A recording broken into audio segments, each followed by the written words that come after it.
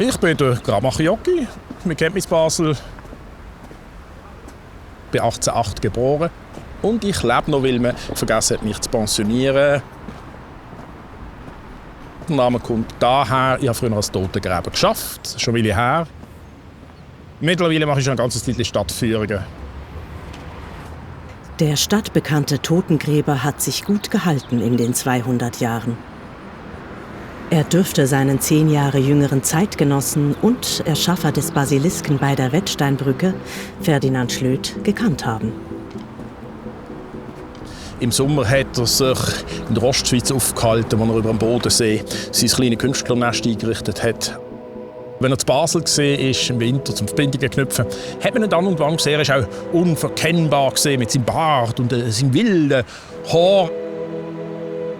Wenn er sich in einen Auftrag verbissen hat, ist er schon sehr dahinter gewesen. Das hat ihm Freude gemacht, zuzuschauen, wenn der Künstler schon innerlich am Arbeiten ist.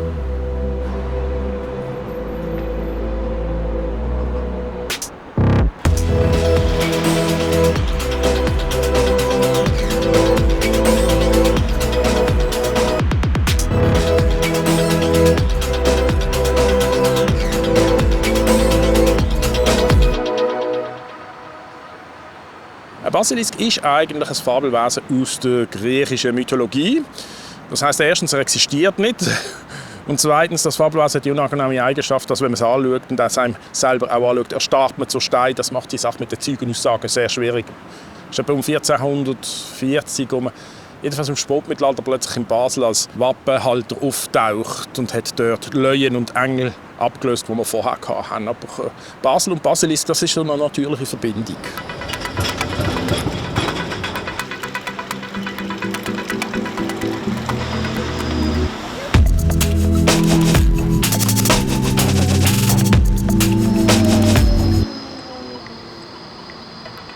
Das Fabelwesen ist in Basel bereits im 19. Jahrhundert omnipräsent. 4 schildhaltende Basilisken sollen die neue Rheinbrücke am Harzgraben schmücken. Die Brücke wird ab 1877 errichtet und der Basler Ferdinand Schlöth macht sich daran, die Brückenwächter zu entwerfen. Die neue Brücke wird allerdings ohne Basilisken eingeweiht. 1880 war das Jahr, wo die Basilisken auf die Brücke gekommen sind.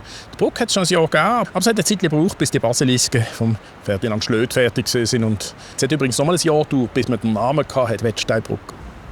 Als sie endlich auf die Brücke gekommen sind, war ein grosser Aufsehen. Die Leute haben etwas erwartet. Der Mann hat immerhin das St. Jakobsdenkmal gemacht. Und man ist nicht enttäuscht worden. Also, sie haben die Brücke prächtig geziert. Ich war auch begeistert. Der Künstler ist durch 2 monumentale Denkmäler bekannt geworden. Das Winkelried-Denkmal wird 1865 in Stans aufgestellt und wenige Jahre später das heroische St. Jakobsdenkmal in Basel. Die Brückenbasilisken bilden den letzten Höhepunkt in Schlöths Auftragsbüchern.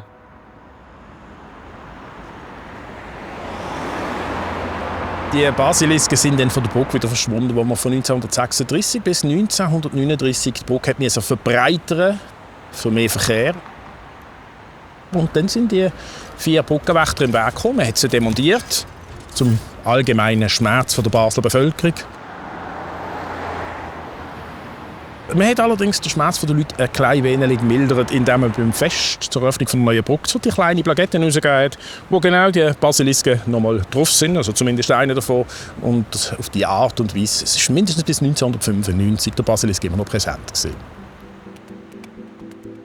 Die Basilisken wurden zunächst im St. Albantal eingelagert.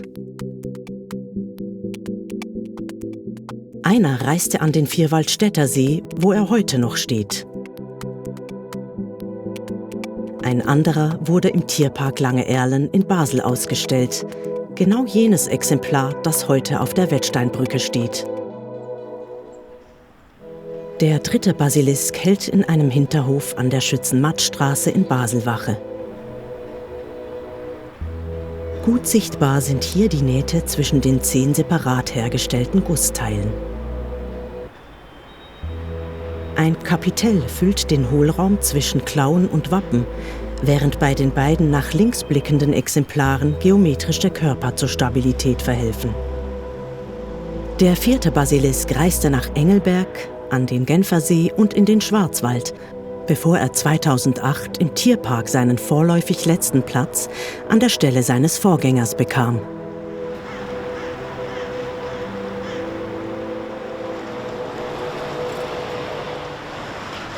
Es hat dann, als man 1995 die neue Brücke eröffnet hat, tatsächlich noch Platz für einen von diesen Basilisken, den man dann aufgefrischt hat und auf seinen neuen Sockel gestellt.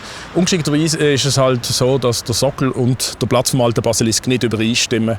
Die Basilisken haben immer zur Brücke zugeschaut, auf die Fahrfläche, während der dort oben schaut jetzt ein bisschen scheu ins Gestrüpp über. Er ist nicht ganz richtig platziert, aber Hauptsache er ist wieder da und er bleibt.